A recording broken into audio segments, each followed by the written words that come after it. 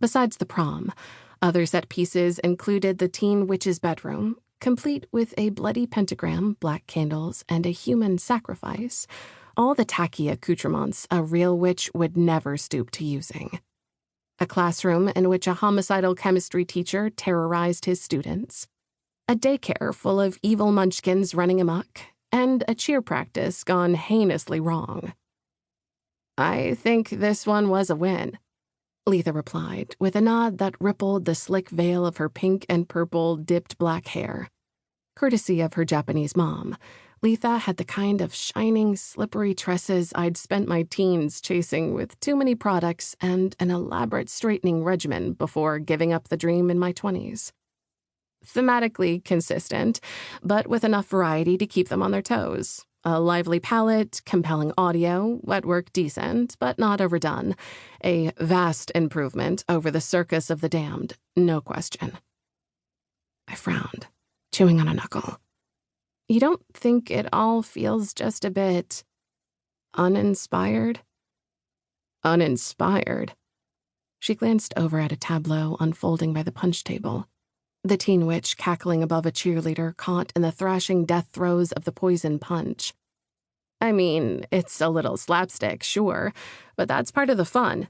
Looks like the tourists are eating it up. I suppose. I nibbled on the inside of my cheek, trying to deduce what integral piece it was that I felt might be missing. The narrative feels a little lackluster to me, that's all.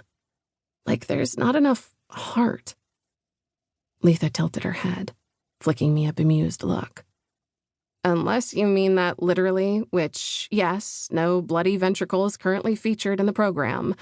I'm really not following, Issa. This is one of our most elaborate takes yet, and the reviews bear it out too. Whatever we do next, we'd be smart to keep it along similar lines. She was right. We'd noticed a significant uptick in ticket sales over the past 6 months. Much more revenue pouring in from the haunted house than we'd seen in years. Part of it was the fact that since Emmy Harlow had won the Victor's Wreath during the Gauntlet of the Grove last Samhain, the town's magic was no longer exclusively favoring the Blackmores.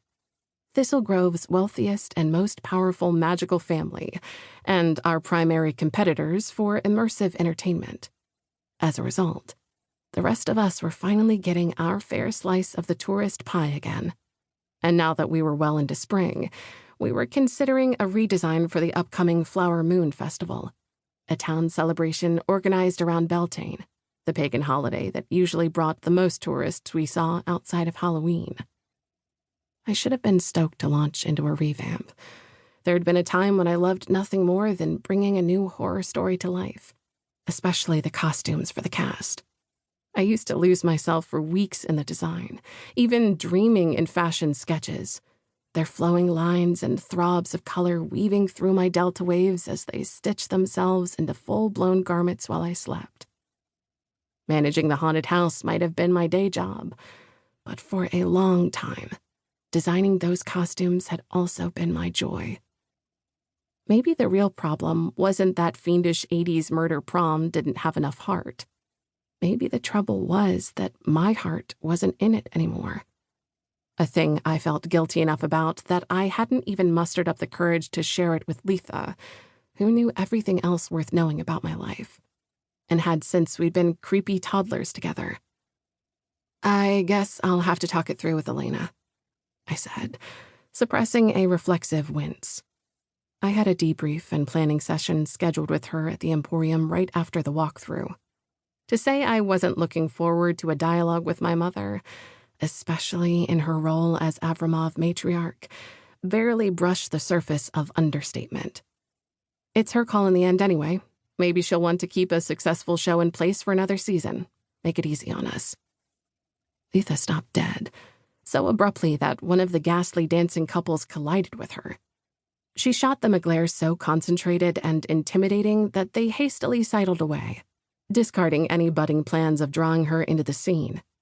Maybe they recognized her as one of their bosses, or maybe it was just the intense Capricorn energy Letha exuded. Despite her filigreed features and the general pastel goth aesthetic, Letha had that effect on people. like one of those gorgeous tropical frogs that actually signaled their danger with pretty colors.